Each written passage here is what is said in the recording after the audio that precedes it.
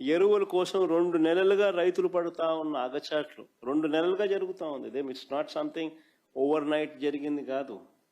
2 నెలలుగా ఇది కనిపిస్తూ ఉంది. 2 నెలలుగా రైతులు పడుతూ ఉన్న అగచాట్లు దీనికి సాక్ష్యం కాదా అని అడుగుతా ఉన్నా.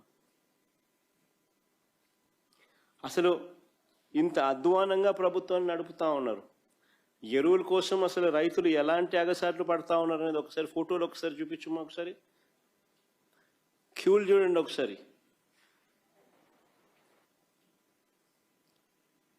రైతులకు ఎరువులు దక్కక కృష్ణా జిల్లా ఘంటసాల మండలం లంకపల్లి పిఎస్సి వద్ద కానీ మునుబొమ్మ పార్వతీపురం మన్యంలో విజయనగరం ఎస్కోటలో ఎరువుల కోసం బారులు తీరిన రైతులు, రాజంలో ఎరువుల కోసం రైతులు కొట్లాట,